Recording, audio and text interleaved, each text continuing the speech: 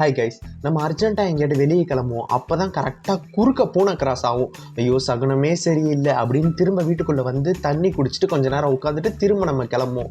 அது ஏன் உருவாச்சு வாங்க தெரிஞ்சுக்கலாம்.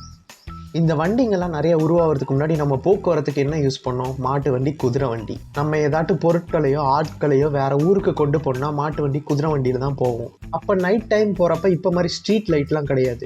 நைட் டைம் காட்டு பாதையில் போயிட்டு இருக்கப்ப இந்த புலி, பூனை, இந்த நாய் இதோட கண்ணுலாம் பார்த்தீங்கன்னா ரேடியம் மாதிரி மின்னும். அந்த வண்டியில் அழைச்சிட்டு போகிறவர் அது தூரத்திலே பார்த்துட்டு ஐயோ ஏதோ மிருகம் வருதுடா அப்படின்ட்டு வண்டி அங்கேயே ஸ்டாப் பண்ணிட்டு கொஞ்ச நேரம் ரெஸ்ட் எடுத்துட்டு அந்த மாட்டுக்கு தீவனம் ஏதாட்டு கொடுத்துட்டு அந்த மிருகம் கிராஸ் ஆனதுக்கு அப்புறம் இவங்க கிளம்பி போவாங்க. அப்படி கிராஸ் ஆகிற அனிமலில் மேக்ஸிமம் கிராஸ் ஆகிறது பூனை.